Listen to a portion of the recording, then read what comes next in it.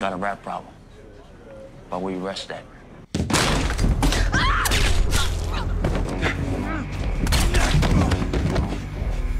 Your brother's gotta go. Brother, he ain't gonna pay for your son's fuck up. Tony D, man. You and her were together. Told you, I don't know you. You need to move the fuck on. I've been working with the FBI. He was implicated in a cocaine operation by a witness who was later murdered up in Westchester County a while back. The hitter on that job was one Marco Baselli, Sal Baselli's kid. A first grader could connect these dots. What about that task force bullshit? What they getting into? They ain't got nothing on nobody. No suspects at all. I did know they was on a Marvin. And if I'm being honest with you, I told them they might be looking in the right direction.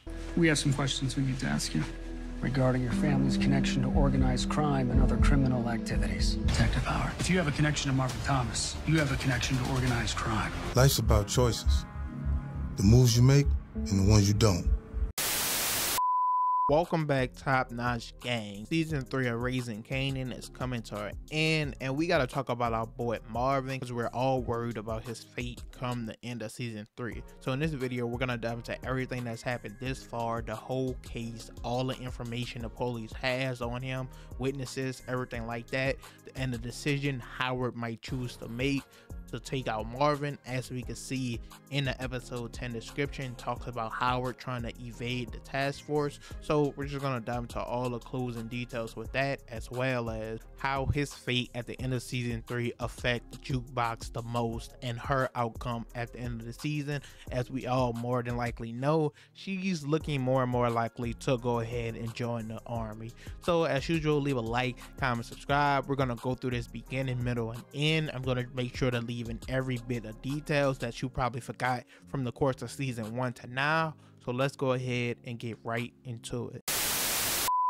Now, to kick things off, we gotta go all the way back to season 1 with Tony D, because her name has recently been surfacing and is the reason they have this whole case on Marvin in the first place, as mentioned by Detective Tanner when he first gave the file to Detective Howard. He was implicated in a cocaine operation by a witness who was later murdered up in Westchester County a while back. So to quickly run through the whole case and everything Detective Tanner was referencing in that scene, it goes back to Tony D, of course, dating Marvin, and then her deciding to testify and comply that he runs a drug operation. So of course, her being a snitch, she goes into hiding and he is finding out where she stays. And once he learns this information, he goes to Marco Baselli, Sal's son, and hires him to do a hit on Tony D. If I do this, it's outside my family. All right, my father doesn't know about this. And with this information, with this job opportunity, Marco goes back to, of course, Unique and asks him, is Marvin good for the money? And Unique tells him he always pays what he owes. Hey, what do you know about the older brother? Fuck Marvin. He wants to do some business together. As far as I know, Marvin pay what he owe. So Marco decides, yes, he's gonna go through with the move and take out Tony D, which he is successful at, but in the process, his dumbass partner shoots and kills him. And when this happens and Sal finds out, he wants Marvin's head for going behind his back to his son, and he blames him for getting him killed. So Sal has a conversation with Rock, says she has to give up Marvin, and Rock was like, no, my brother is not paying for your son's mistake. Your brother's gotta go. So I'm telling you, your brother has to go, which is fair and just. Brother, he ain't gonna pay for your son's fuck up. And at that point, Sal still sends the hit out on Marvin, but he misses, and from that point forward, the war has officially started. This, of course, leads us into the series of hits we all saw at the end of season 2, with the first being Lou going to get revenge on the shooter who tried to kill Marvin but ended up killing his girl, and that leads to one final all-out assault from Sal, where he sends hits to 3 different places, one being Lou's studio, killing Zisa, what the fuck was her name? Killing her, also sending it to the apartments that Rock and them sell a work out of, shooting Marvin, and last but not least to Rock's house to take her out, but of course she was saved by Unique. And all these last hits were the final straw to the task force coming in season 3 because the Italian mafia, who were originally located in New Jersey, having ties to all these hits in New York, they had to come in and figure out what was going on. But to try to silence everything, Stefano, a part of another one of the 5 family heads in the Italian mafia, went to Rock and told her she needed to take out Sal for the good of all of them, and she of course got her right hand man Marvin on the job, which he did successfully. As usual, the mailman delivers again. He takes out Sal, and with this they think it's all over, but of course that's where Gerald comes in. Now, you guys have been speculating the entire season that Gerald was possibly a snitch, and it was finally revealed in episode 8 when he went and got into the car with Detective Tanner. Tell us something good about Marvin Thomas, Gerald. And then episode 9, he went and admitted it to Marvin. I've been working with the FBI. But let's take a step back. Over the course of the entire season, Gerald has been asking Marvin for information that he will be able to give up to the feds. And of course, Marvin held it down. He ain't give up shit. But that was of course the times he asked about Dean after Dean died. Asked Marvin, was he really selling drugs? Yeah, everybody know Dean. Did he sell drugs like the police were saying?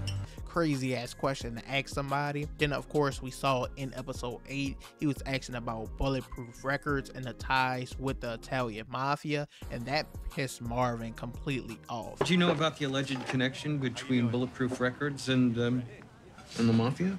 Them questions ain't your job.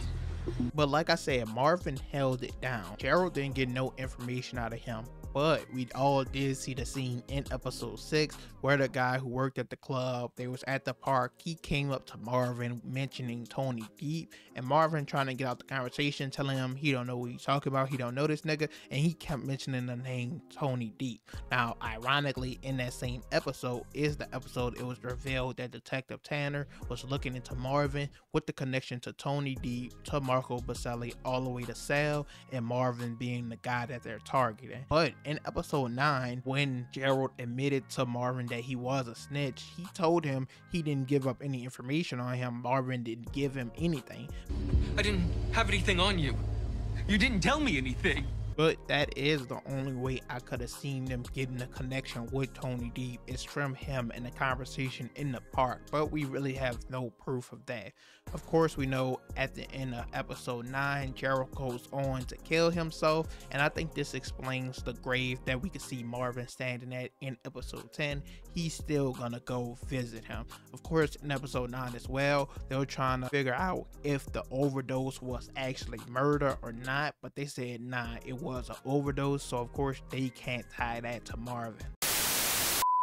Now, all this brings us to Detective Howard, who I believe is still gonna say fuck it and turn in Marvin, because as we just seen in episode 9, he went to Rock, and Rock of course now knows from Marvin because of Gerald that the task force has been looking into Marvin, and Howard said yes, he pointed them in that direction on purpose because his goal is to save himself, save Rock, and save Kanan, no one else. And he says Marvin might have to take one for the team, and even he will understand that. But Rock being loyal, she says her big brother isn't going down for any of this. And now see where the problem lies in is that Rock wants all this information from Howard, but she hasn't shown him the ability to have his back as well.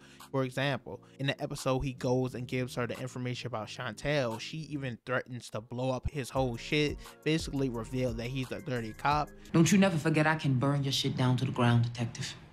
And now also we could see in the episode 10 trailer when he tells them the task force has them in the grass, nothing they really could do now. She basically tells him, do they have us or do they just have you? Yo, the jig is up, Rock. They coming for us. They coming for us or they coming for you? Basically saying you're on your own, nigga. So he needs to start making decisions to protect himself, and with Marvin already there on a silver platter, he just needs to go bring it to the table to the FBI and shut them down once and for all. He has literally all the information he needs to crack this case wide open and save himself. We saw in episode 9, Burke's dad and the chief of police along with Tanner were starting to piece shit together. There is no coincidence. seasons, he had some type of connection to Marvin or what's ever going on in Jamaica, Queens. And now we can see in the trailer for episode 10, once again, he's gonna get questioned by Detective Tanner once more, asking about his connection with Marvin, and we're just gonna have to wait and see how that plays out. But now let's finish off this video with Jukebox.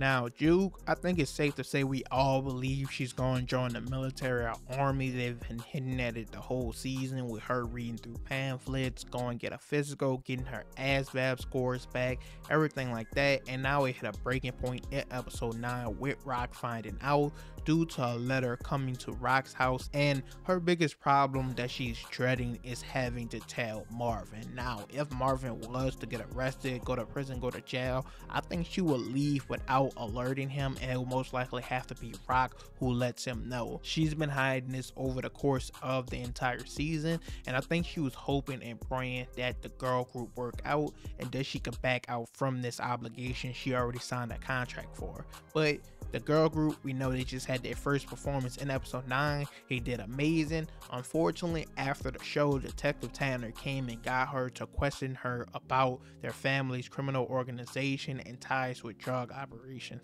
And she told him, "You ruined my life. You think I'm going to answer any of your questions?" And he was asking her specifically if Marvin had a connection with Detective Howard. So we know that's going to be a point of emphasis going forward.